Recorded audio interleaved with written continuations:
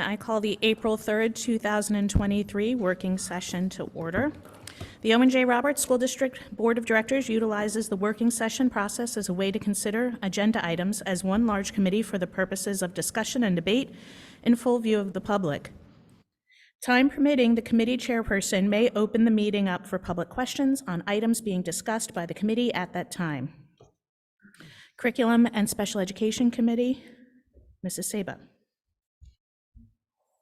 Thank you. I'm going to start off. I just wanted to start off with we officially have a special education and gifted IEP first parent group meeting on April 11th at 6:30. I'm very excited about this. Mr. Bentman and our curriculum supervisors and our special education supervisors have been working very hard since the beginning of the year to bring this to the district. We've met with multiple other schools and multiple other districts to see how they run their parent groups. And I think I'm excited about it. I'm looking forward to it. And I think our administration is also very excited, and they really got the ball moving on this. So if you have a student with an IEP, gifted or special education, you should have received an email. If you didn't, you can reach out to Mr. Bentman. And hopefully we can see you on April 11th. With that, I will turn it over to Dr. Soder. We have two things on the agenda for tonight: flexible instruction days and the Haggerty phonemic awareness. Thank you, Mrs. Sabo. So beginning with next school year, we need to apply for a 3-year application for flexible instruction days. So for the past 3 years, we have been using an application that was sent to PDE and approved. And this is what allows schools to have what PDE calls cyber snow days. So this is when students are home on a day when weather would prevent them from coming to school, and they log into, for us, either Google or Canvas, and access their school that way. The application specifically has questions about taking attendance and the school processes that are carried out during that day. We did put together the application with conversations with our REA, and as you are aware, we would be using our scheduled snow days first in any given year before moving to a flexible instructional day. So for example, if we had needed a flexible instructional day this year, it would have been after having 3 snow days. We only used 1. So if tomorrow we were experiencing bad weather, we would have a weather day. We would not be moving to a flexible instructional day until after we had exhausted all of our planned snow days. So this application gets sent to the Department of Education, and then it is appropriate and usable for our school district for 3 years. So I can answer any questions, and then I will need this moved forward for our full board to consider later this month. How many days are we applying for? I'm sure there's a limit. The application has a limit of 5 days, and there's no stipulation for that in the application. It's districts are given up to 5 days. So if you use 1, if you use 5 per year. Okay. Now,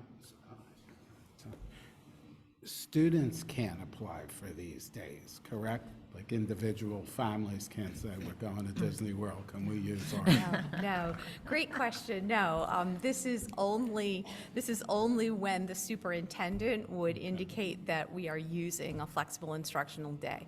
And they can only be used for weather-related emergencies. So over the past several years, there have been times when individual schools have been closed for other reasons, most recently specific to COVID. And so that was actually under a different application from schools, the emergency instructional time template. This is only for weather-related emergencies for schools to use. Thank you. Okay, so remember when we had that septic problem, like that's not part of this. It's not really part of this. If you would have one building that would have an emergency situation, then you're likely to be using this, but you only get 5, and that would count toward your 5. Okay. Any questions from the full board? I have one. Just so to simplify this, does this mean that this would negate having to add on days at the end of the school year to make up for them because the flexible instructional days are serving that purpose? That's correct. Okay. Now, right now, we have, like this year, those days are at the end of the year for our snow days. They're not built into the calendar first. So we would still use all 3 of those. And then if we needed a 4th day, it would become a flexible instructional day. So you have the option to create your calendar any way the board wishes. You can have those days prior to the end of the year or at the end, the way that we do this year. But our agreement with the REA is to use those snow days, those scheduled snow days first. And then you're correct, you would not need to add anything beyond them. You would start using one of 5 FID days. Okay. Sorry, another question about that. So I don't think this happened, but remember back in 1997 or whatever, when it snowed every Wednesday or whatever, if you ever got to, like, you know, you're using a lot of those days, is there a way that you could not exhaust all the 5 if you would prefer to tack another day on the end of the school year, or would it be we'd be relegated to those? And if there were more than 5, what would we Great. do? Good question. So this is an individual decision that the superintendent can make at any time. And so just because you have the application does not require a school district to use them. And so a good example would be, let's suppose that you did have a severe storm and you had a large portion of our area without power. This is not a good choice for us to have a flexible instructional day in that way if people cannot access their work online. So you can use these or not use these. These application just simply gives the permission to the district. Okay. I have a question around how this instruction is given. Is this virtual, like cyber instruction on those days? It is, there's a combination, so you can imagine this is going to look different for kindergarten and first graders compared with 11th and 12th graders. So the principals have created a schedule for those days that includes some opportunities for students to check in, as well as have asynchronous work available to them. So it really does depend on the course and the grade. Sure. Do we have any challenges around students in our community who don't have access to the internet or anything like that? So those are things that you want to take care of ahead of time. And so we have provided devices and provided hotspots for families who need them. Thank you. Any other questions? We need a motion for approval for the flexible instructional days. Do I have a motion? So moved. Second.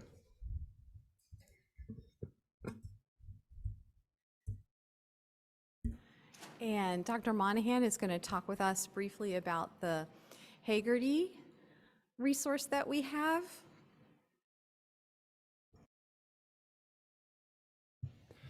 Is it on? So thank you for the opportunity to talk with you tonight. As part of our ongoing and annual review of what's working or not working with our students, an area that we have identified as a need for our primary students is phonemic awareness. And so phonemic awareness, for layman's terms, is understanding how sounds work so that I can understand that words rhyme, sound the same. I can understand how words are broken into syllables. I can understand how I could substitute, isolate, or replace a sound and how it's different. Okay, so I'm not looking at print.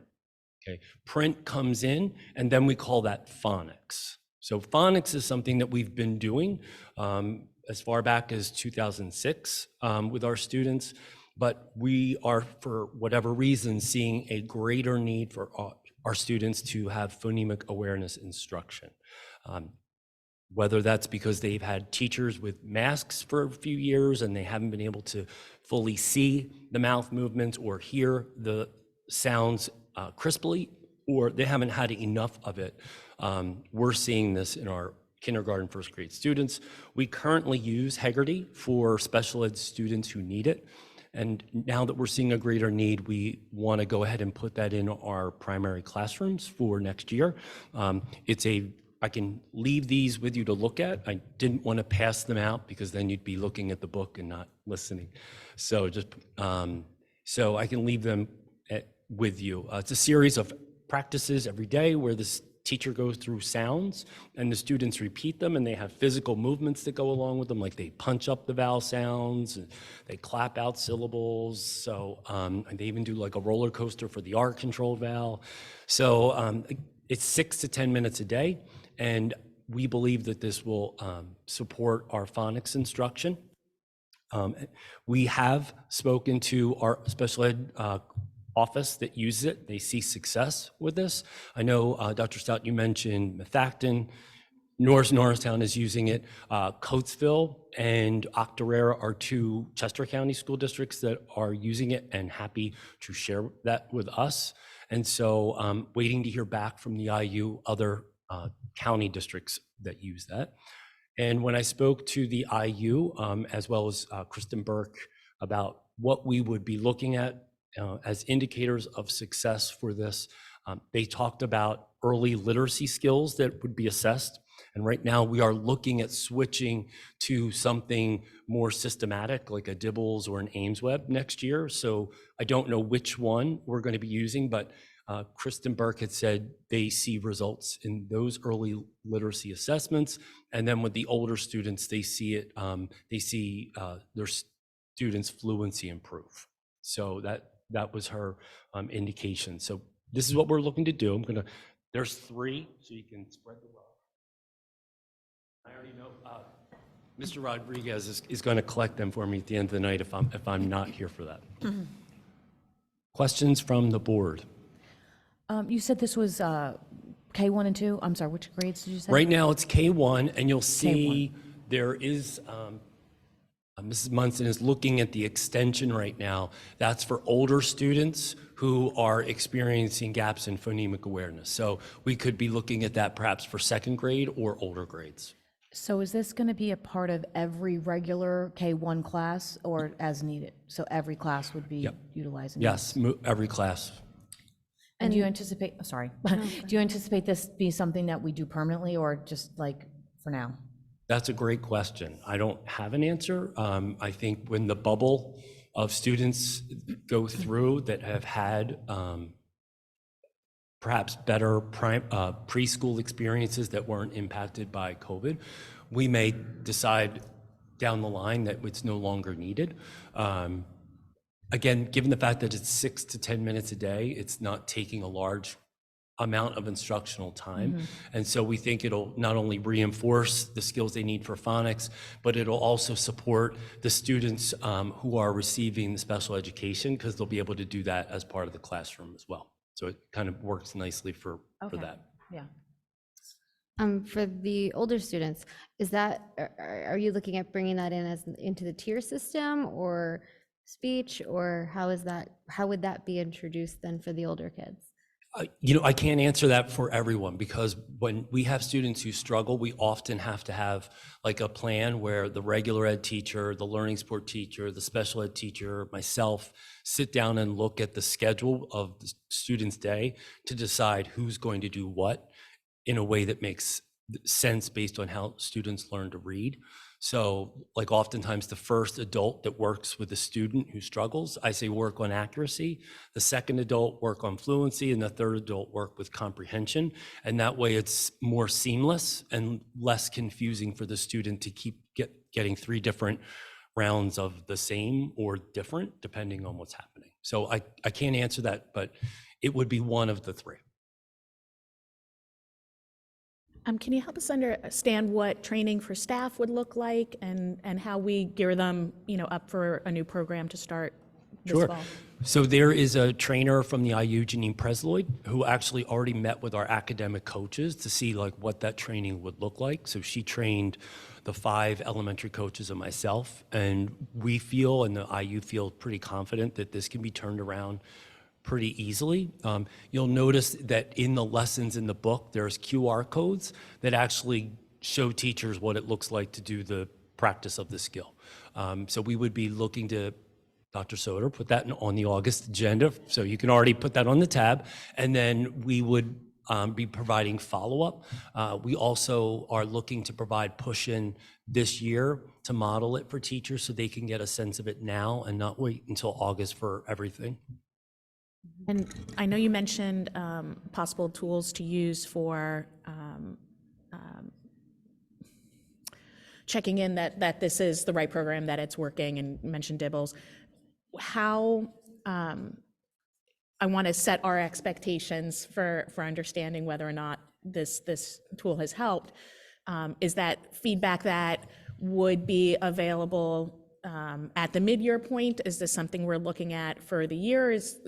Help us better understand what we should be looking at for whether or not this has been a success. Sure. So as soon as we know what tool we are actually looking to recommend to use, we'll know better like what's available at what time of the year. Kindergarten, we assess their letters and sounds individually with the teacher in the beginning of the year, because for some, this is like their first big school experience, and it's a half-day program. So for kindergarten, the first real benchmark data we would have would be in the winter, and then follow up in May. And for first grade, we'd be looking at fall, winter, and spring. I do know that there's a discussion about trying to have those benchmarks closer to when they're having parent-teacher conferences, so that they're reporting on it with parents more immediately. But we also know that there's many assessments, so we kind of map out the calendar for the year. And once we know what the specific tool is, the vendor will know better.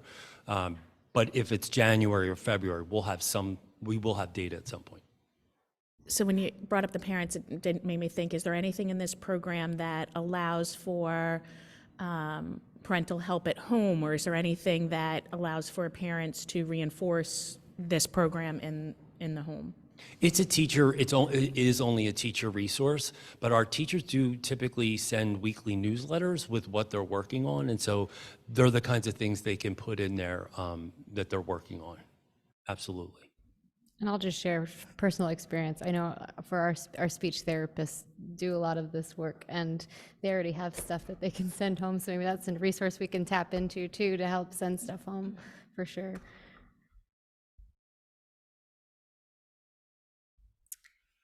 Any other questions from the full board of the committee? Thank you. Thank you. I am going to open it up if there's any questions from the community or the public.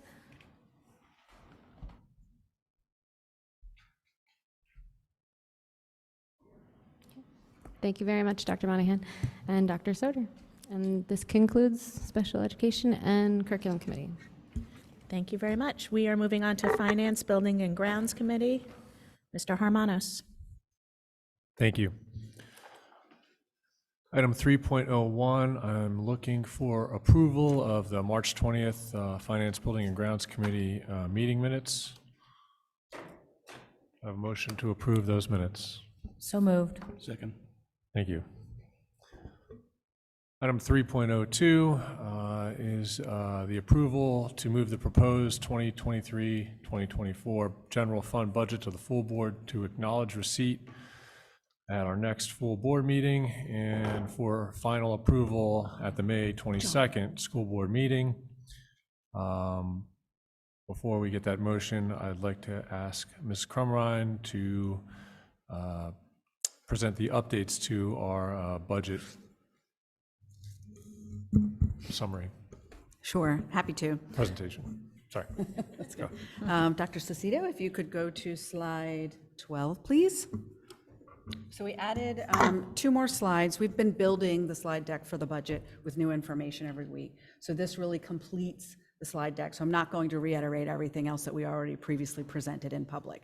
So if you go to page 12, slide 12, what you'll see here is last year's budget, and this is summary format. You have all of the detail of this in your backup documentation, but this is for presentation purposes.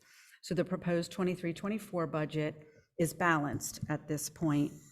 And then we did 3 years worth of projections just to make sure we kind of knew where we were and where we were coming in, with the goal of making sure we're under 2% that our budget could roll forward and be under 2%. We had put aside money in the fund balance during our 21-22 audit, so that information is in your backup as well. So what we did then was, with the goal of being under 2%, we are utilizing the COVID mitigation fund balance reserves that we had set aside for this specific purpose in order to balance the outlying budgets. When we get, these are forecasts, so when we get to 24-25, we're going to obviously take a much closer look, see where we are, and project that all over again.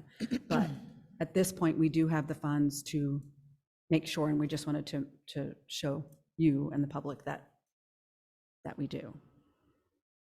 And then the next slide, I believe Dr. Melnizek requested this, and we did have this in last year's budget, and it really is a depiction of costs that are non-mandated by the state, which are about 14.2 million. And those types of non-mandated costs are some facilities, athletics, technology, software that we use, building supplies, some security, the 1 mil transfer over, building maintenance. So there are approximately 11% of our budget is discretionary, completely discretionary. Then if you look at the other side, on the right-hand side, the mandated costs, meaning mandated by the state, Pennsylvania Department of Education, or contractually obligated costs. So for example, when we enter into contracts with our teachers, costs like that we have obligations for. And those are things like salaries and benefits, special ed, the charter school, student health, our long-term debt payments. There's requirements with student transportation and specific curriculum and staff development that is required to meet state standards. So this is just kind of giving you an overview of how those costs fall out and which portion of the pie that they actually fall into. So those are really the only two additions. We are still, I think if you go to the next slide, this has not changed. So right now, where the proposed budget is we're looking at 1.75% increase versus where the state index, the Act 1 index is, which is around 4%. And we are below our 10-year average. Any further questions on the general fund budget? This is just the operating budget for the general fund. Not now, but at some point, could I get an idea of how much the mandated contractual costs increase per year? Like, what's that percentage looking like? Sure. I think if I go back, because we just updated this slide, I feel like it was probably 88% in last year's budget and 89%. So it's staying relatively consistent, but it never goes down. I will tell you that. Yeah, I know But if that. you want the history of that, I can show you Yeah. last couple of years. We can do that. Not so much also how much of the total budget, but how much that lump of funds goes up every year. Like, Sure. Goes up 2%, 3%? Oh, gotcha. Sure.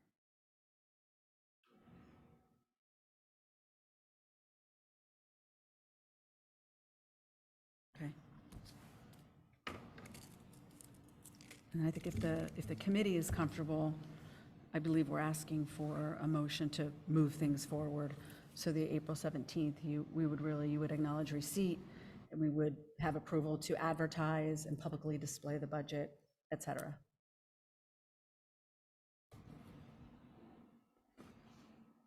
I'll make a motion to move. Do I have a second? Second. Thank you. Motion carries. Thank you. Okay, moving on to item 3.03. And we'll be looking for a motion to approve to move the proposed 2023-2024 capital projects fund budget to the full board to acknowledge receipt on April 17th and consecutively for board approval at the May 22nd school board meeting. And I believe we have a presentation here. Yes, thank you. I'll start out by reviewing the areas. Some of them we've already reviewed. This is your total capital projects fund budget in totality. Pieces of this have already been presented to you, and other pieces haven't, which is why Mr. Shelgren is here. So first, I'll just point out the items that we've either already discussed before so that you remember, that you know and that you have the backup for. Technology, Mr. San Francisco reviewed the capital plan for technology when he presented his operating budget so that you could see the total technology picture. So we just moved the costs into this budget. The vehicle replacement, we kind of, what we do is we go through we have older vehicles, and so we're trying to make sure that we're replacing maybe 2 of the older ones a year. We still have some vans that are like in the 1990s, the early 2000s, so we're trying to systematically replace those. I will tell you, it's been very challenging. The 2 vehicles that we tried to purchase this year, we have not been able to, so we're still working on that. We did have an order in for, it was an electric Ford maintenance truck because the truck is very old. But Ford's, they took them out of commission because their costs were too high. So they're not accepting any orders on those. So we're regrouping on that. And then the security vehicle that John went to order, they're not accepting orders for that. So we're kind of regrouping on vehicles right now, just to let you know. Okay. Technology, I'm going to skip building maintenance and improvement because Mike is going to present that to you. Security, we have allocated around $50,000 a year so that we have funds available if there are any issues that may come up during the year that we may need to take care of or that is recommended to be taken care of related to security. The 23-24 budget also includes some funding in there for the 2 schools, and I believe it's also West Vincent, if I'm not mistaken, where we didn't upgrade the camera systems yet and the software. I just want you to know we are applying for grants for that because there is security money available. So hopefully we'll be able to use grants to fully fund those improvements. And then other educational services, this is where kind of everything that falls outside of facilities kind of lands. So we do have a structure for replacing musical instruments. This year, we also have as part of the curriculum update some orchestra instruments that need to be replaced. So we have a detailed list for any of these items. If you would like to see them, we can certainly share them. As well as the high school fitness center. There are 2 rooms in the high school building over this way that actually have the fitness center for fitness classes. And we do have a company that comes in and inspects the equipment, and they're telling us there's certain pieces in there that really need to be replaced. They're older for safety reasons, so we're going to replace those. So they're built into this as well. And then just to have an ongoing replacement mechanism for the weight room so that we don't have one large recommendation all at once. The more that we can smooth it out, the better. Any questions on those items before I turn it over to Mr. Shelgren? Okay. Mr. Shelgren will review the building maintenance and improvement services capital funds budget. I don't know. Sounds good. Is it? I think so. No. Oh, there you go. There we go. Okay, sorry about that. So, yeah, back to the first page. I'm going to go down through the building maintenance and improvement services category. And just as a reminder, this is the capital part of the building and maintenance. The operating budget that I previously presented, that's for all the day-to-day type stuff. This is capital only. So, resilient and carpeted flooring repairs and replacements. We do, every summer, we tackle another building, another area, so that's office suite, carpet replacements, LGIs, that kind of stuff. This coming summer, we're actually doing the lower level of the north wing of the high school. Outside of this project, this LGI and the library is getting it as part of the larger project. But outside of that, we're doing a lower level of the north wing, and we're also doing West Vincent office. Next summer, we're looking at doing the office area of the high school here. So as you can see, that carries through every year. Wastewater treatment plants, we carry that every year for large equipment repairs and replacements, like pumps and stuff like that. Same thing with wells and water distribution systems. We still have wells, even though we got rid of one, we still have wells and 2 water treatment plants in the district. Cafeteria tables, chair replacements, that's it's an ongoing, as the cafeteria tables wear out, they become unsafe, so we kind of cycle through those and get rid of the older ones. Blacktop paving, cracks, sealant, and resurfacing. We actually bid that through, oh, bless you. We bid that through the IU. So we, every spring, we go around and do a survey of all of our properties, put together a list of what repairs we need, and we send it to the IU, and it's bid out with all the other schools in the district. That way we get better pricing. So we actually just went through that exercise and we gave all our quantities to the IU, so we're waiting for the bid numbers to come back. Then all that work happens over the summer. Grass athletic play fields and restoration, we have that every other year. That's if, like, you know, we need to do some extensive work on the baseball, softball fields, soccer fields. That also includes the elementaries. Every few years, we'll do some extensive work on the elementary fields, reseeding, fertilizing, that kind of thing. Food service equipment, that's merely just replacing old equipment, upgrading equipment, that kind of thing, the larger stuff. The smaller repairs are in the operating budget, so this is just the larger stuff. Facilities master plan, I'm going to turn it over to you, Ms. Kronmeyer, for that line item. Sure, no problem. Mr. Shelgren? We also have a footnote for this line item at the bottom of all the slides for your reference. What we're doing here is we know that we're in the middle of the facilities master planning with Schrader. They are updating all of our costs and going to present to you a phasing plan, which will happen in June or July. And then hopefully by the end of the summer, we'll be ready to take action on that. So we don't have updated costs for specific line items right now for the 2019 feasibility study. When we do a capital plan that extends out 5 years like this, PDE pretty much says, if you're going to have a capital plan, you need to know what you're going to be spending your money on. You can't just have money at the end of 5 years sitting around. So what we did is we funded everything else on this plan that we know we normally fund. And then for cash flow purposes, the balance was put up into funding the feasibility facility master plan. So we'll be able to fine tune that as we receive the Schrader estimates. But this is really reserving the funds. We know that the funds that we have on hand right now would be, if you look at 2023-24 through 2027-28, those are the total dollars that we have on hand right now to fund any capital improvements above and beyond everything that you're seeing on this schedule. We know that if we were to fund the whole facilities master plan, that's not enough.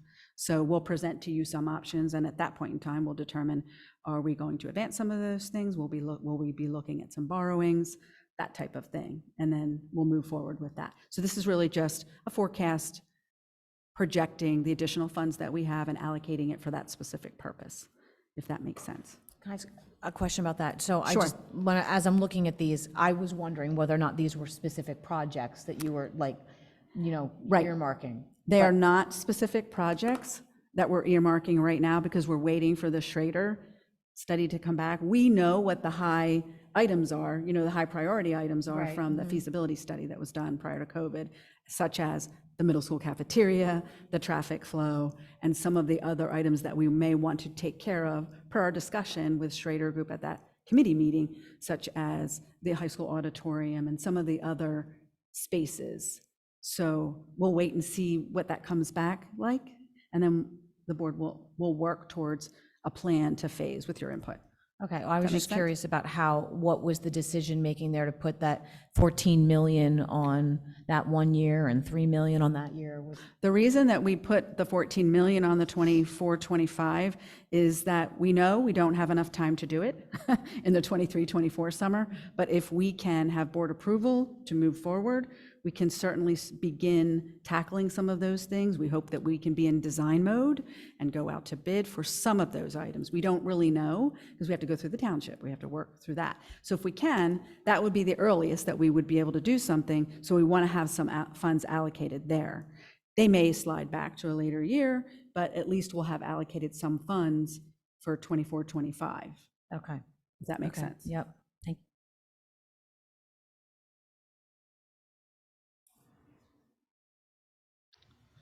Any other questions on that, or do you want Mr. Shelgren to continue? He could continue through. Okay, thank you. Let me find where I'm at here. Okay, so following the facilities master plan is the replacement of the synthetic turf fields at 3 fields. That's the stadium, Wildcat South, and Wildcat North. Typically, the life expectancy on those fields is 10 years, and the last time it was resurfaced or recarpeted, they call it, was in 2014. So we're actually expecting to get a few more than 10 years out of it. That's why it's out to 26, 27. But those will need to be done. The energy saving project, Giza, that project's actually wrapping up. I think we've talked about that a few times. We expect that to be done this summer. Stadium sound system upgrades. We're having a lot of problems down at the stadium and the Wildcat South and North. As far as I know, that system's over 20 years old. I think it was put in when the stadium was renovated back in like 2000. So we're constantly having, I get calls almost every game, like, you know, it's breaking up and stuff like that. So we're going to look at replacing that system. District-wide concrete repairs and improvements. That's just every year fixing chipped curbs, sidewalks. Sometimes we add a section of sidewalk and that kind of thing. Some years are worse than others, depending on how the winter was. High school media center LGI improvement. That's the project that's kicking off this summer, this room and next door. North Coventry and French Creek media center furniture replacement. That was done 22-23. That they got all the new furniture. That's done. District Service Center, that project is wrapping up. Middle school roof replacement. When the middle school was last renovated in between 2008 and 2010, there was a section that the roof was fairly new yet, so they decided to let that go and replace the rest. So that section is starting to fail. So now we're looking to replace that section of roof, which is probably about 25 years old at this point. So, Mike, do you mind addressing that if we do end up doing some improvements to the middle school, we may look at it at the same time? Yeah, if we end up going with some type of addition on the middle school, it would make sense to roll that roof replacement into there, because you're gonna get better numbers if you roll all the roof work into one, rather than just having someone come out to do just a particular roof section, which more than likely will have to get interrupted anyway if we put a section onto the building. So if that comes to fruition, we would have to probably back that number out and put it into the whatever that addition cost would be. So in resurfacing the tennis courts, that's another one we've kind of been able to push out a few more years. We've been carrying that one for a little bit, but every year we go out and we clean the tennis courts, and they seem to be in pretty good shape.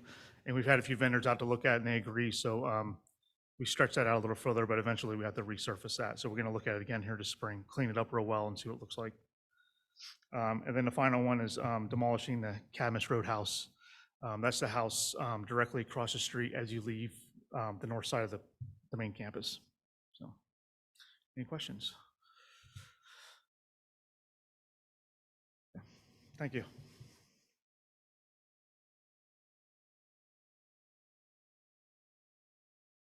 Any discussion? So we're looking for the motion to move this to the full board meeting for acknowledgement. I'll motion. Second. Thank you. And with that, I'll turn it back over to our chair. Oh yeah, sorry. Is there any public here that would like to ask any questions? Anybody online? Okay. Now, Thank to you, you, Ms. Ms. Thank you, Mr. Peterson. Harmonis. Legislative and Policy Committee, Dr. Malnazak. Good evening.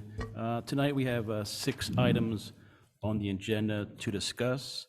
All but the last item on the agenda is partially due to the fact that there were amendments to the school code since the omnibus school code bill was passed last year.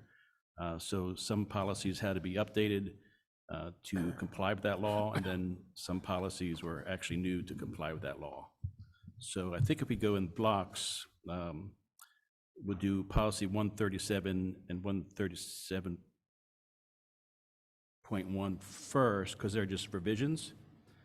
In addition, there's regulations 137A and 137B, which have been made. So regarding policy 137, this was revised to reflect additional record keeping based on the provisions of the law. And additional language was added for the requirement of certification of adults that are living in the house of the child who's being homeschooled. Any questions by anyone?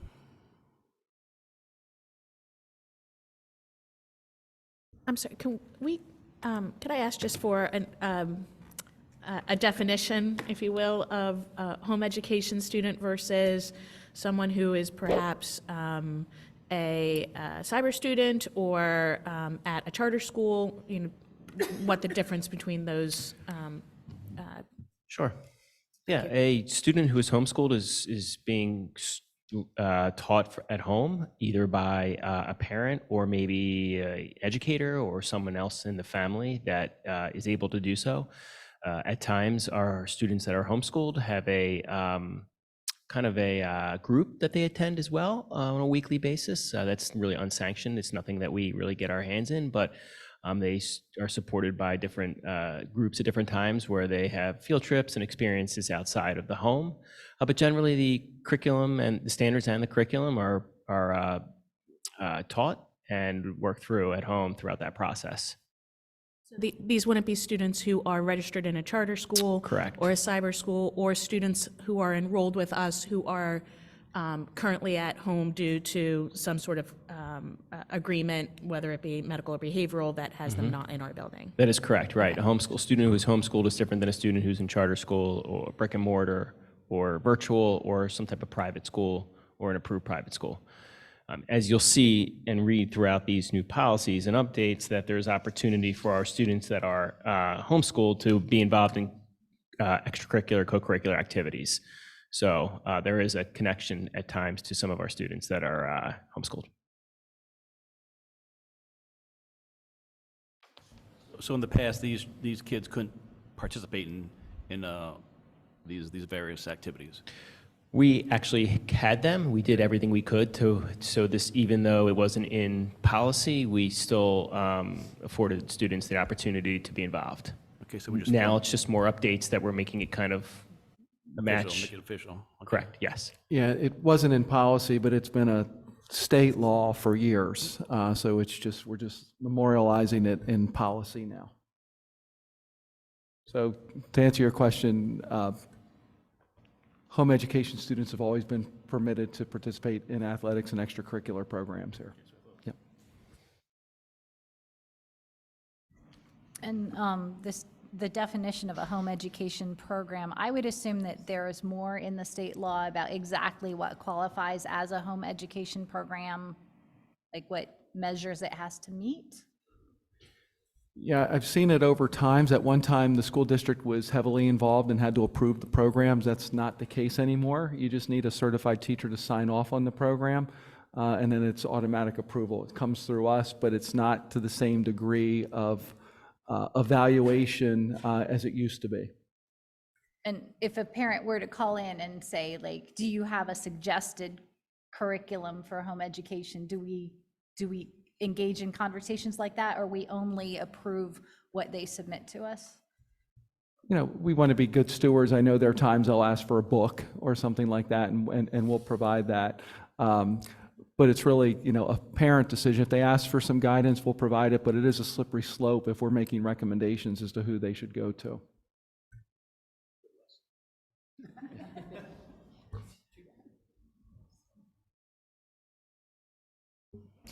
Okay. In this one, my question is more along the lines of the affidavit, but I guess it pertains to this also because the affidavit's mentioned in this policy. When I was reading like the criminal history, it says for the last 5 years, and then reading some of those convictions, why is it only 5 years for some of those? So it states in there, Where's that at, April? if you're under the affidavit, and it says, I attest that no living adult in the home shall include the undersigned supervisor, no person having legal custody of has been convicted within 5 years of today's date, any of the following offenses. And then you read the offenses, and, you know, some things I understand, but some of them on here are pretty, the offenses are pretty severe to only state within 5 years. And then my question is, if somebody does get released from prison, and that is a 5-year sentence or something. I mean, I know there's also other laws that pertain to that when somebody's released, but. Excuse me, April, I'm having trouble following you. Which 137A? Yeah. Okay. So this is the recommended form affidavit from PDE. So we're just using the recommended form that they provided us. So I don't, at this time, have an answer why it's 5 years, but that would be probably something from legal I can maybe ask if it's connected to a law, but I don't have that answer at this point. I will tell you that this is, we didn't change this for OJR. In fact, now we're using this where we plan to once it's board approved, but that 5 years was in there from PDE. If you don't mind asking our council, just because I want to make sure our students are protected when staying home. Sure.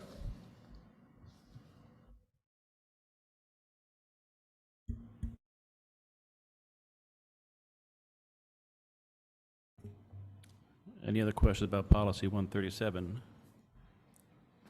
or 137.1?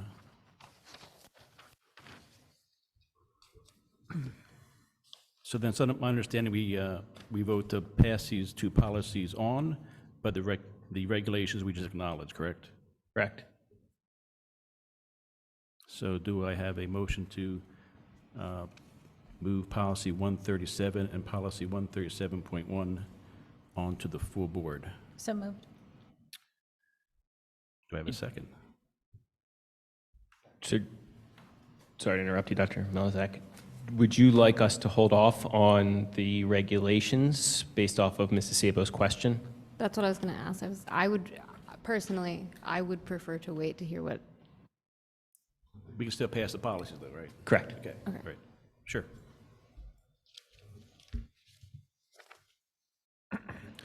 You still need a second. Nick is not on the committee. I'll second it. Nick? We appreciate the enthusiasm. enthusiasm to move it along, but I appreciate it. I just want to make sure we're good. Thank you. Okay, so the next two are new policies. Item 4.04 and 4.05 regarding policies 137.2, which is participation in co-curricular activities and academic courses by home education students, and policy 137.3, which is the participation in career and technical education programs by home education students. Any questions by the committee? And these were policies, again, that were recommended by PSBA. Can I ask a question? I'm not on the committee yet. So I'm assuming that these co-curricular activities were things that we were also doing all along, but now we're just making a policy that Correct. represents what we already were doing? Okay. Correct. So we're ahead of the curve. Since we're doing that already, and since there's any questions regarding these two, do we have a motion to move these two onto the full board? So moved. Second. Okay.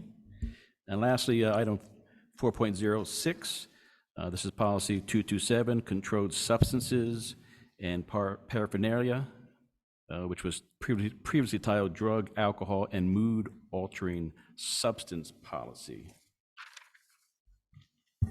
I think additional language was added for students who were seeking help, and also guidelines involving what involved possession or sale of controlled substances.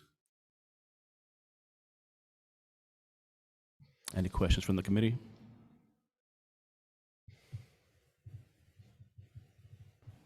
Any questions from Nick?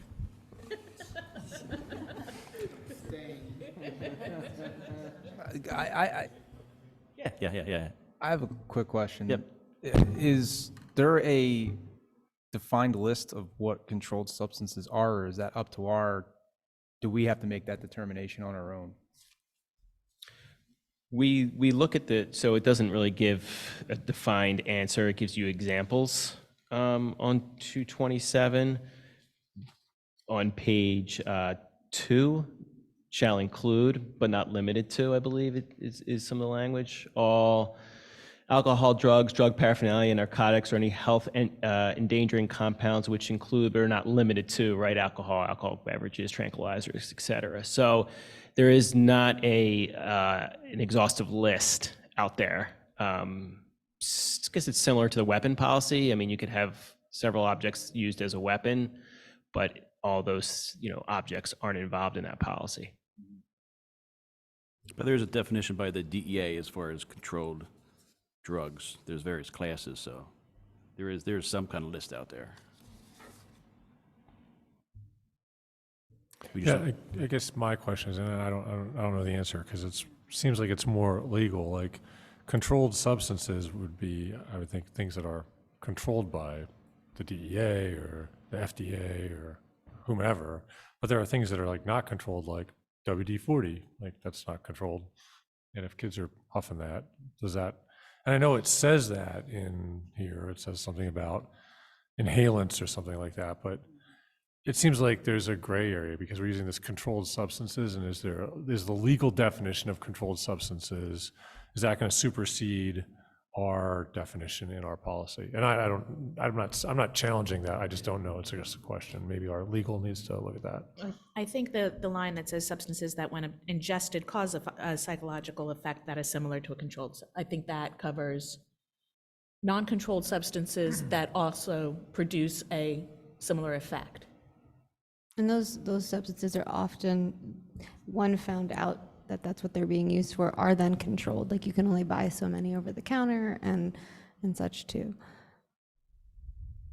And our definition needs to be a little bit broad so that, The new thing that hasn't been invented yet falls into this. It's done in the Of course, policy, so yeah. I can use this. Yeah. So I think with all these policies, it's a lot broader than what we do. A comment I had was that it might be a good idea to keep mood altering in the definition because there are substances that you can buy in a health food store, for instance, which would mimic all the same symptoms, but certainly aren't controlled substances. But they are mood altering and do have physical results too. Raised heartbeat or lessened, slowed down heart rate. Just a thought. Well, again, like what Rita said, that sentence that says substances that when ingested cause a physiological effect that is similar, I think that's probably covering that. My guess would be that mood altering is a less well-defined term from a legal standpoint than controlled. Right? Yeah. M&Ms, they're a mood altering substance. Yeah, I just think there could be confusion in this because there may be a legal definition of controlled substances that is different from our definition of controlled substances. And I don't know if there is or not, but. Well, it does refer directly to federal and state laws within the policy that have that definition. So I guess our only issue is, do we want to go beyond state law or whatever, you know what I mean, in the way we describe this, or whether we're satisfied with that? And I'm not sure I would want to go there. Yeah, for a school setting, this seems to be a pretty extensive list of things that we have or may come in contact with. But I do think the policy does give us further discretion with the mood, not the mood altering, but with the physiological effect that is similar to a controlled substance. So I think it does gives us some specificity.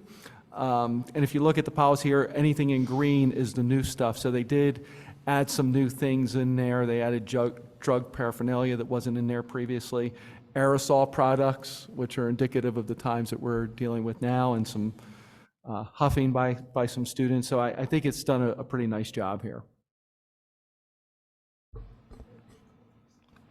I have a quick question on the small change made to the violation section where first offense, section 4A, suspend the student for up to 7 days, as opposed to the section B.A.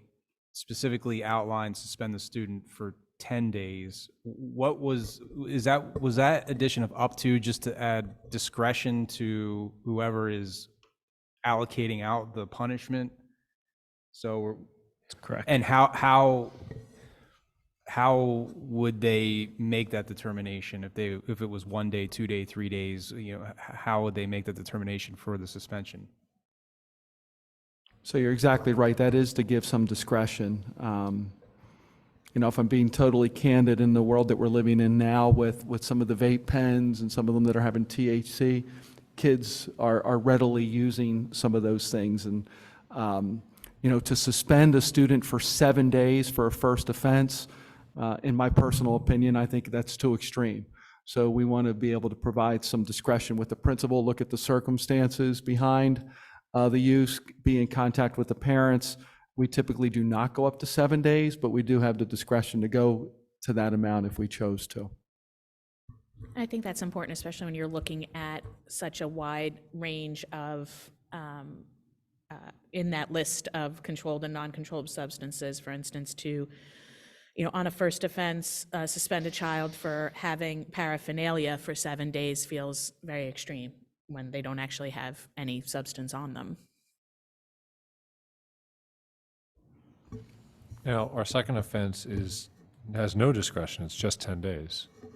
Is that Correct. appropriate? I believe it is. I mean, the first time we use some discretion, but the second time you've made the decision twice. So I've most policies that I've seen, the second, and then obviously a third offense is I don't even know if we have third offense in here, but the second offense, It says personally. it says subsequent. Subsequent, so- yeah. I mean, the 10 days, I think is appropriate. Yeah, I think after the first offense, the student gets some counseling. And so if they still violate the policy, then, they have to realize it's going to be a lot harder. A lot harder on them, I guess. I think I'd prefer to see some wiggle room there. Yeah.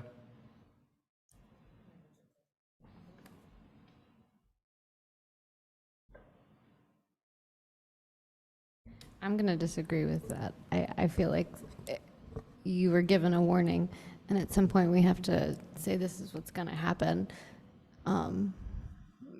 and have a very strict policy where it states that this is the discipline that's going to occur. I just think it could be very circumstantial. I think I'm going to agree with David. I think it doesn't leave a space for a student who may, unbeknownst to them, bring paraphernalia to school once or twice, right? A parent or someone else in the home leaves something in their bag, it gets found at school. Second time, still kind of not on the student, but now they're hit with a 10-day for something that was out of their control. So could use some discretion in that second offense as well. I could see that. Well, then should we add a third? Like, should we put first, second, and third? Because I think at some point you have to draw a line that it's no longer an accident. It's no longer it happened by circumstance. It's intentional at some point.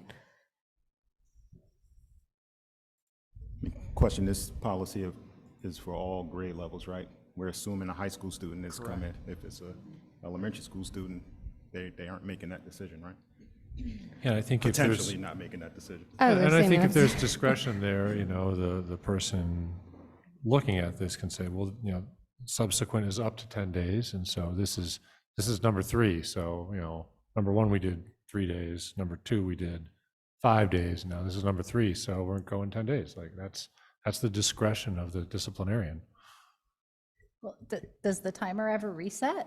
Like, if a kid brought something in second grade, did they ever get considered to be first-time offenders again? It typically resets after the year. Okay, so it would be first time within a year, subsequent offenses within the same year? Correct, unless there's egregious behavior and it could be multiple offenses. But typically, it's a Okay. year. We really use a year, Thank you. school year. I think that's even more of a reason to kind of set an amount, a discipline, because it's not, like, it doesn't carry over. So for you to have multiple offenses in 1 year, it just seems like to repeat. I that just also mistake. think that there could be other social economic factors involved that could be extenuating to the circumstances and could have wider range implications for the entire family. So the only caveat I would add to that, though, is the title of this section is parentheses S, so it could be multiple second offenses.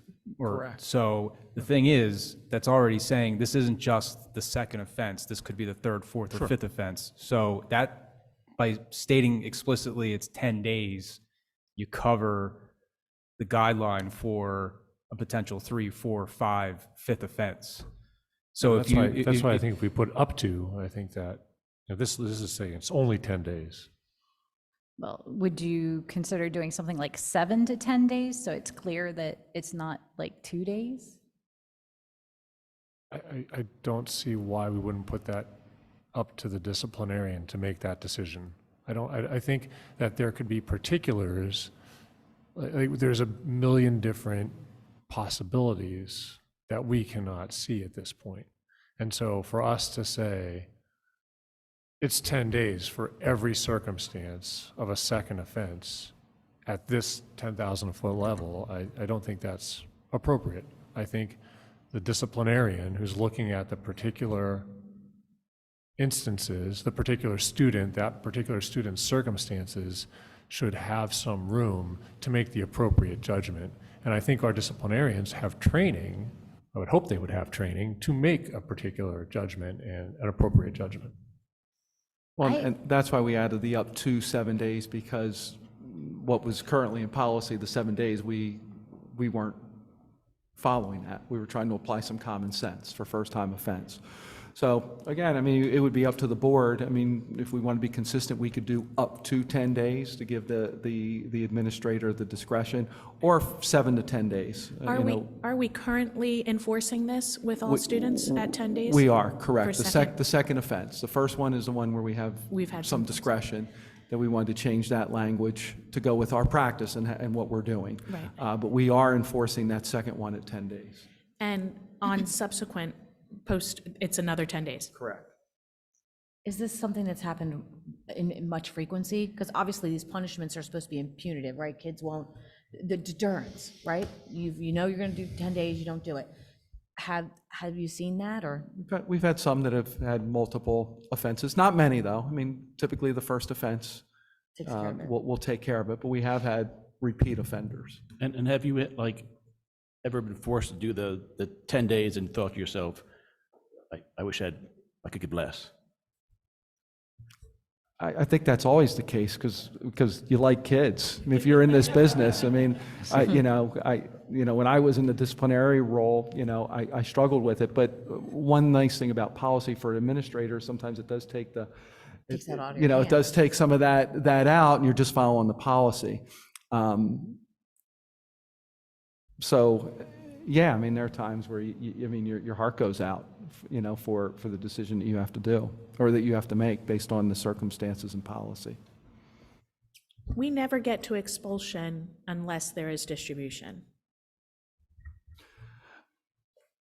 Currently If I'm reading correct, this currently correctly, right. correct, but we could. I mean, any type of violation that continues, if we get to the point where, okay, this is just Right. We're out more than we're nonsense, in. correct, you're out more than you're in, then we could look for an expulsion for that. But in my career, I've not gotten to that point, and I hope not to.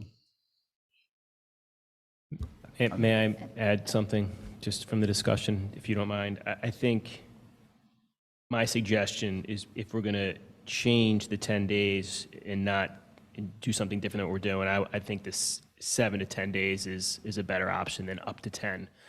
I think that gives the building administrator something to fall back on when decisions are made and why or why not things were made. I also think that helps with consistency, which we do, I think, a really nice job at, specifically this has happened really only at the secondary level. So at the secondary level, there is some pretty good consistency with the decisions. And I have a lot of confidence in our administrators, and like you said, David, they are, Mr. Harmanos, they are educated and experienced in this area. However, my worry is from a philosophical standpoint that unconscious bias works in such a way that when you look at two cases in front of you, if you have unconscious bias in favor of one person or against another person, that this would be where that bias would play out. If we give an administrator the ability to say 7 to 10 days. If we were to notice a pattern down the road that certain cases get 7 days, but other cases get 10 days, and it's not a reaction to how bad the drug offense was, but to who was performing the offense, that would be a case to be avoided. And if we keep it at 10 days flat, we avoid that from the start. So I'm just putting that out there.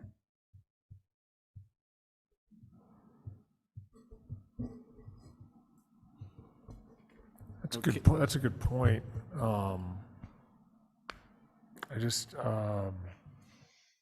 I feel like, I don't know. I think I see where you're going, because you're saying, well, this gets it away from any possibility of there being any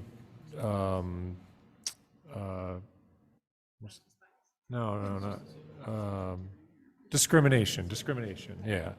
And man, I don't know if that's like a cop-out. So without any offense, you know what I mean? Like, you're like, oh, we can't discriminate because, no, like, we should not be discriminating. And is our job to make policies that can't be discriminated against, or is our job to be good humans and not discriminate? Okay. Both, in case anybody was listening for my answer on the recording. I personally am okay with the way this is written right now. You have the flexibility in the first offense. Hopefully there's some education that's taking place in that, you're teaching these kids that not to repeat this mistake. And then despite that, they make a second offense. I know that the administrators have enough to think about from day to day with everything going on. I think this provides them one less thing to think about. It's clearly stated in the policy. They stick to that policy. It's already being consistent with what's been in practice all along. I think it's fine the way it is. So, and I challenge that, Dan, on the fact that it sounds reasonable to a reasonable person, and we've got mentally health challenged students within the building, and they may not reason it the same way that adults do. Well, again, I go back to the first offense. That's where the education needs to take place. I mean, if it's not happening then, if they're not getting it at the first offense. Many of our socially and emotionally challenged students, it takes more than one time to actually get the lesson through.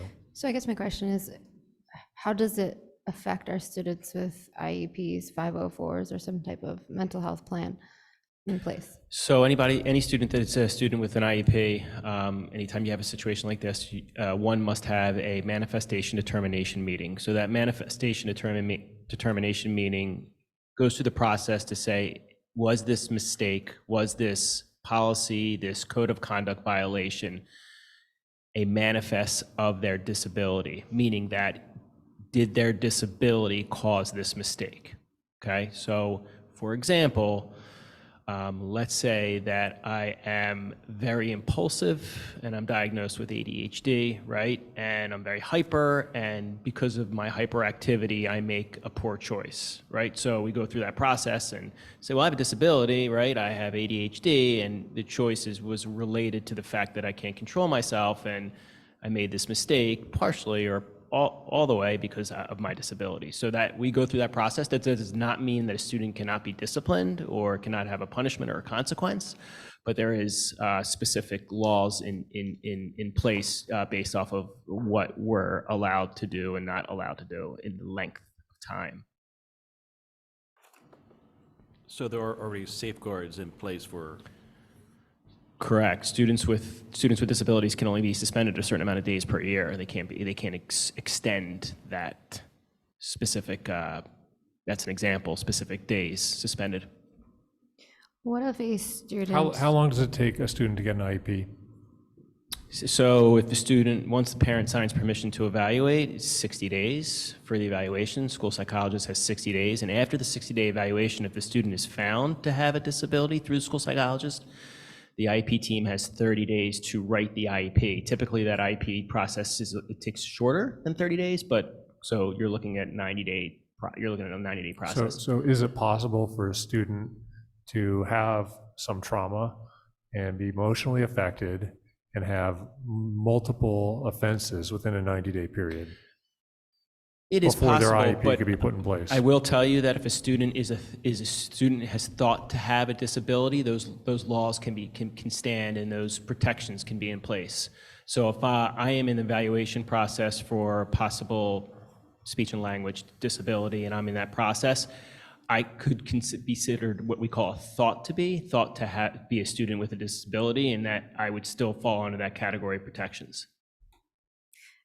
What about a student who has a mental health diagnosis but not an IEP? Well, it depends, but if it doesn't have an IEP and a student is diagnosed with a mental health disorder, like an outside, could possibly have a 504 based off of what they need. So, but if a student does not have an IEP and there's something going on, then that could be a kind of child fine situation where we would want to go through that process and at least do some investigation to see if more further evaluation is needed or testing. And who initiates the IEP process and the 504 process? Well, that could be the parent, that could be a school team member, or a parent.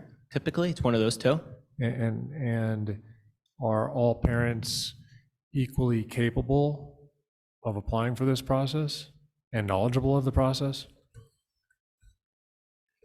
Yeah, so families, all they need to do is make the request. They just need to put it in writing, then we would start the process for an evaluation.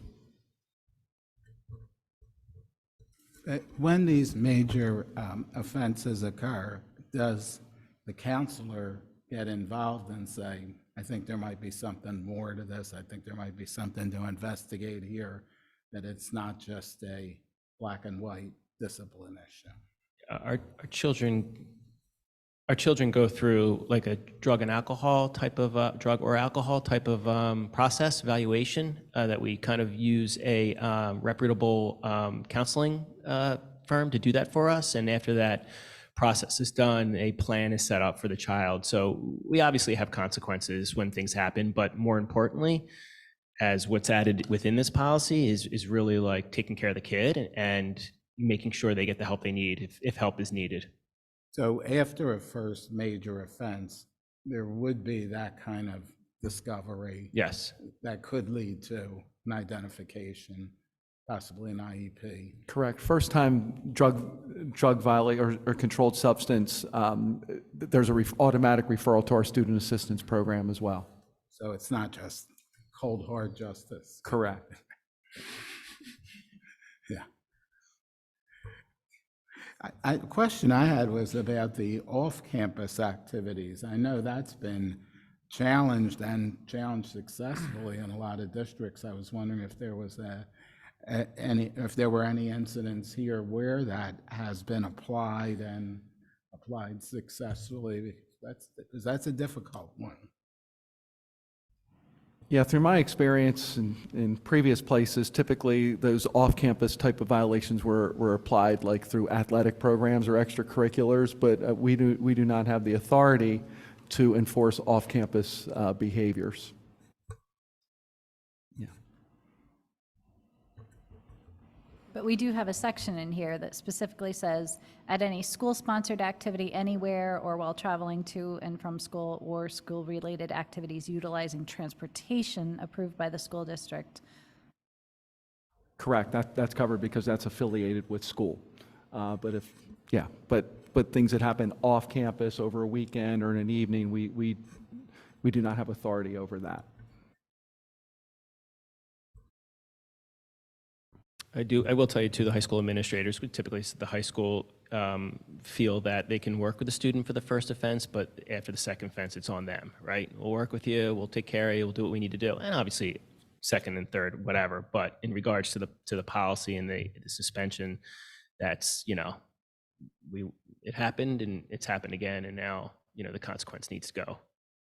Well, to a we higher talked about level. it earlier. We brought this change because, at the request of our high school administration, it was felt that 7 days, because it used to just say 7 days, was too extreme.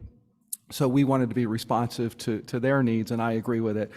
They have not come to us and said we should be more lenient for a second offense. So that's not an area where they're asking for relief from the policy or they would like it to change. But the first one, yes. So we're not getting a request from them that they feel that's too severe. And like I said, we have very few students that get the second offense. I think we should maybe poll the committee if whether we want to keep the policy as is and pass it, or change the policy and table it. You mean move it to the full Well, board meeting? Yeah. Right, okay. Yeah. So, Ms. Sabo, do you feel confident as is? Yes, I would move to the full board. Yes. And I agree, it was an excellent discussion, but I'm ready to move it to the full board. I agree also. So, can we have a motion to move it forward to the full board? So moved. Yeah, your second. Go ahead. And at the full board, we can have this same discussion too. Given this very interesting debate, I think we will open it up to the public for once for discussion and questions. Can I just say one thing before you do that? I'm not on the committee, but perhaps if anyone is really concerned, with a conversation with some of the administrators that are dealing with this might be helpful. We have one hand raised right now, and Heather McCurry, can you please state your full name and township of residence? So Heather McCurry, East Coventry. I actually had a question back on the budget portion, but I couldn't find the raise my hand. So if you guys want, I could save it to the end if that works better, or I could ask it. Mrs. McCreary, would you mind emailing that question, as we've already moved on from budget and are moving into our next section? Perhaps you can email either the committee chair or Mrs. Carmine directly. Sure. Okay, then LMP is closed for the night.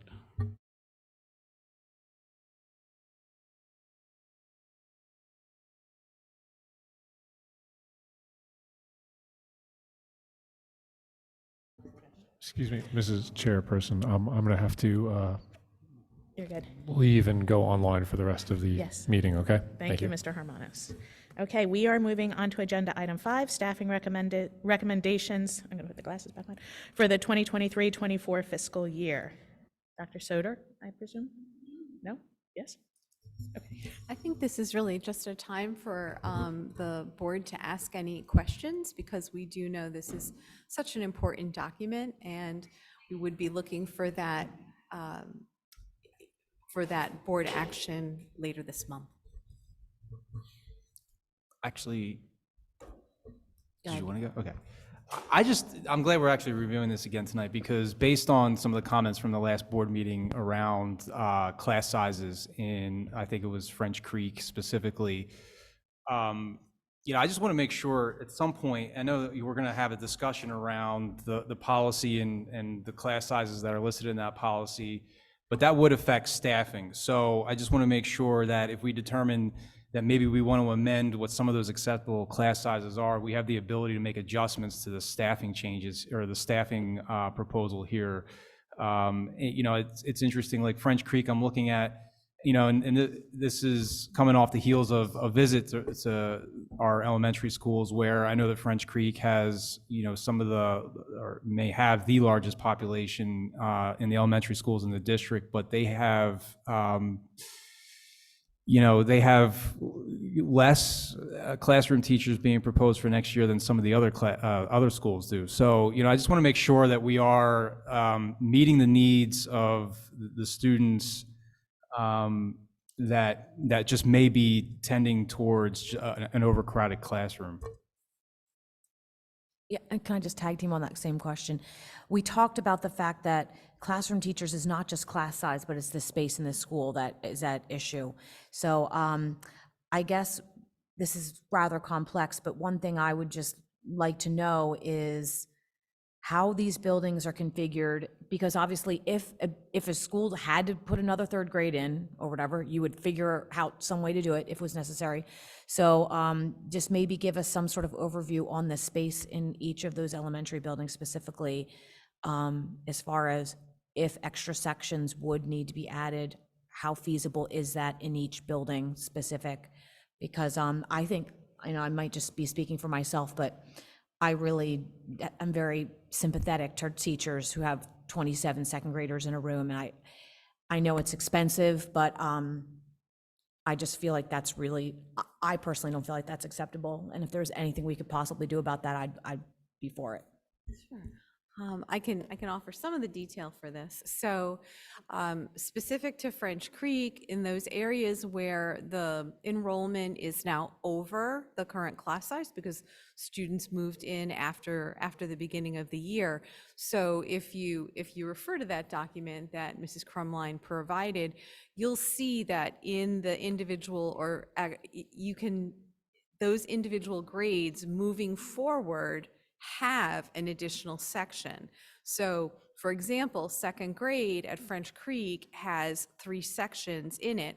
Moving forward, the projected enrollment for that grade level is higher, and there are 4 sections. So they're really crowded now, and they'll be much more comfortable in a 4th section.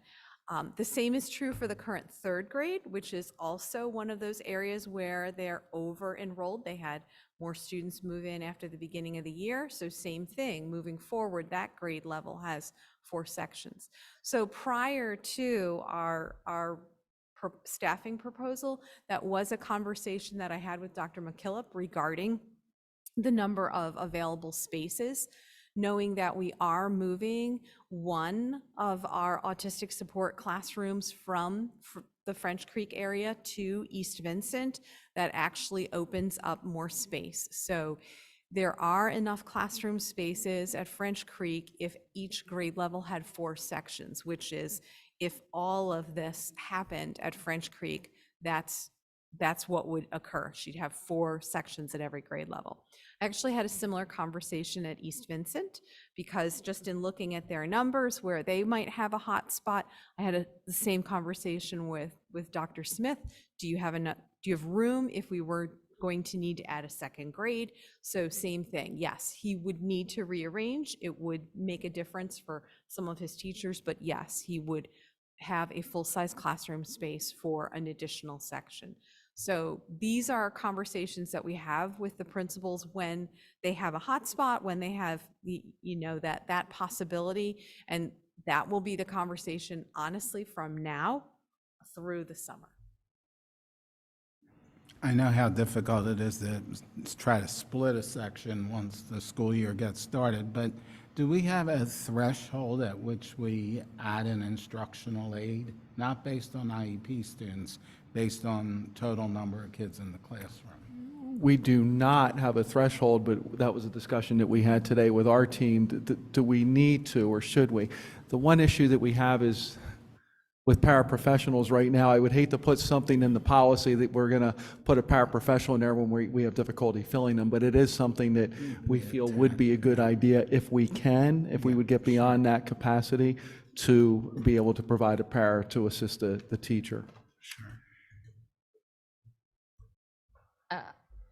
Kathy and I had a discussion about this, and one of the things we said, if we wanted to put it in somehow, what you're talking about, because she had the same idea, would be to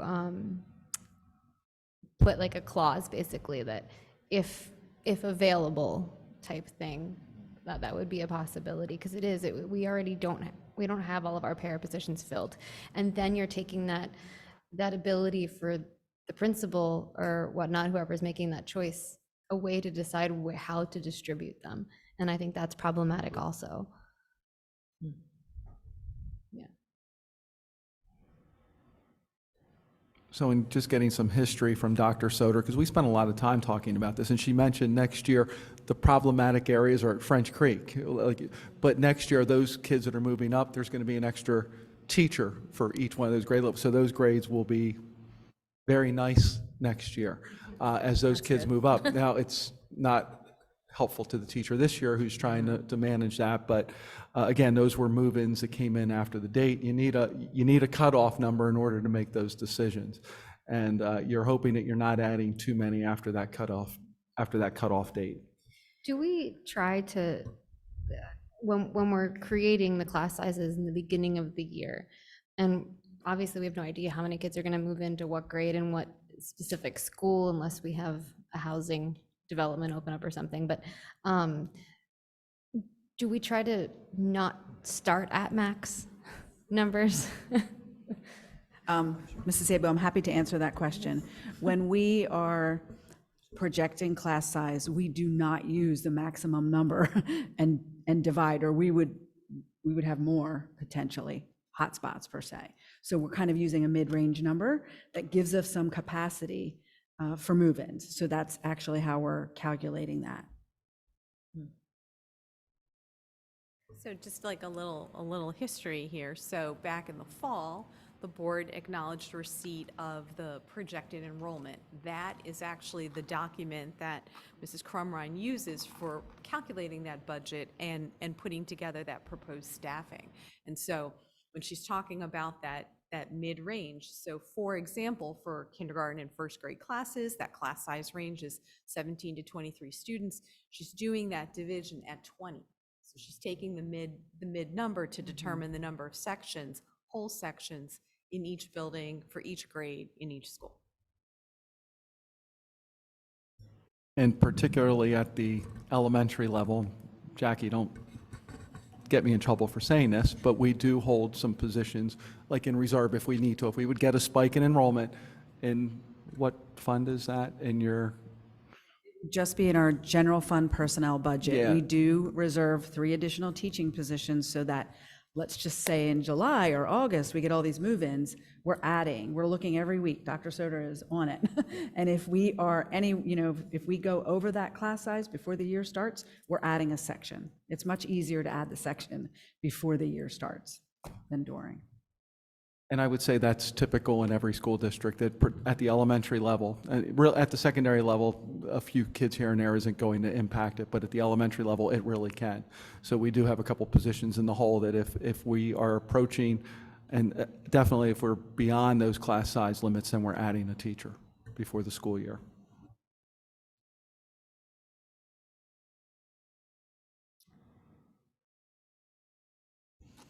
Any additional questions about?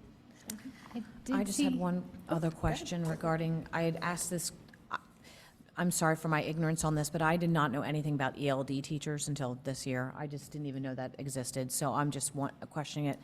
We obviously have this large spike of kids in here. I'm wondering whether or not these like if you are a student that's identified as needing this, whether students graduate out of this and then they leave this program, or, what's the typical time that a student needs this type of thing?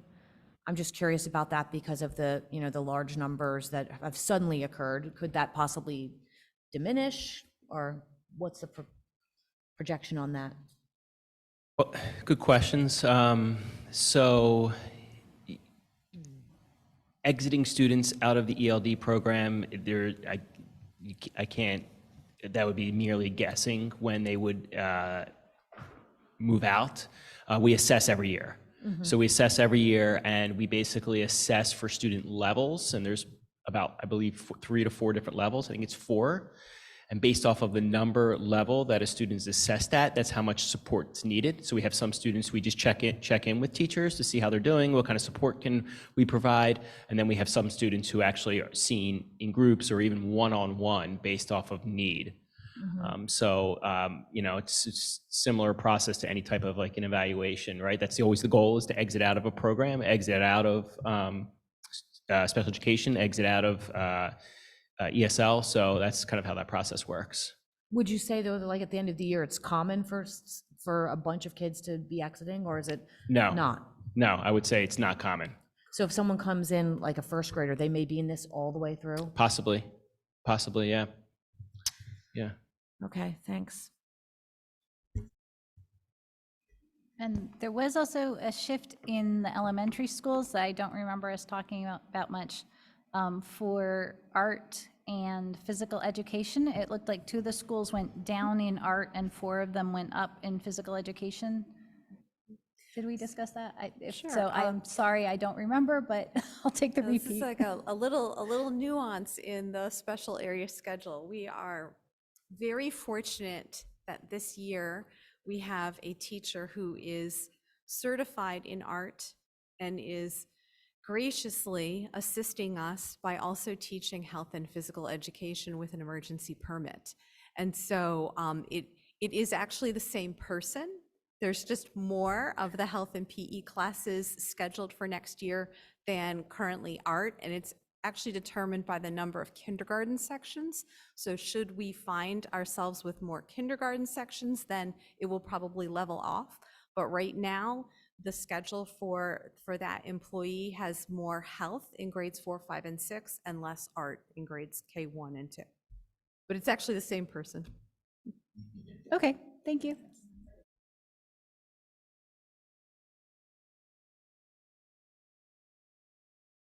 Any other questions? No, we may not. Okay, then I am going to adjourn this evening's meeting. Thank you. Oh yes, public questions. Anything, Frank?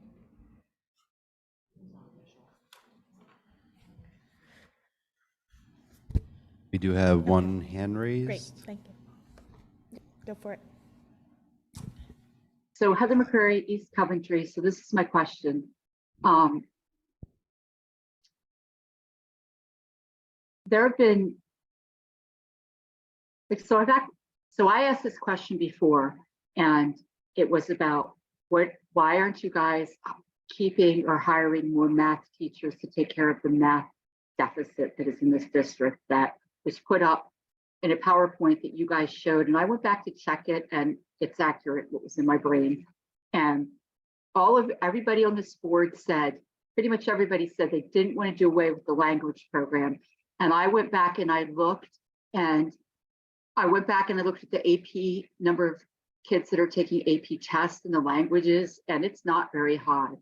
And I just wish that you guys would work together, or maybe if you want it in a question format, when are you guys going to have discussions to actually figure out how to address the staffing to take care of the math and also the language issue that all of you were concerned about?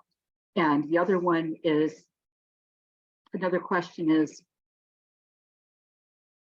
and I said I was going to collate this together and present it to you, but I wonder if it's worth doing analysis of how many teachers are actually spending the time on the IB program, because I don't know, like, so do you guys actually understand that with the IB program, it is not the top program, it's not the diploma program, it's the certificate, and kids can't get to the top in the IB program, and kids can't get to the very top in the AP program, which is the capstone.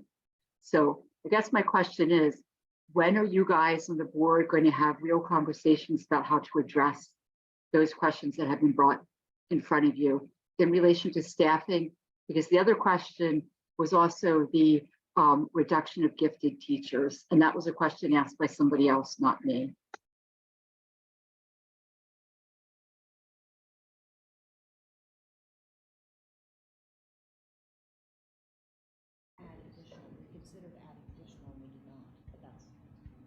Additional what?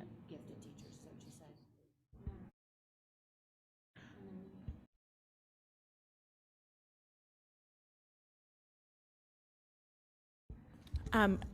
I'm not sure I understood your question about, I don't know if it was a reduction in gifted teachers. Perhaps you can put that in writing to me, because I'm not sure I understood what you were saying. In terms of the IB and capstone, I know this board has spent quite a bit of time over the last year. Many of us actually participated in the IB audit earlier this year, and we have seen increased student participation in this program.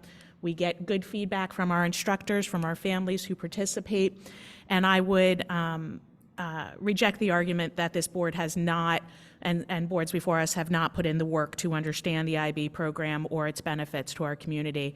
And I think that there are many of us who are proud of the work that that program does and the support of the students in this building. But again, please, if you wouldn't mind sending me an email with your other question, I'm not sure I heard it correctly. Thank you. And with that, are there any more? Okay, then we are adjourning this meeting. Thank you.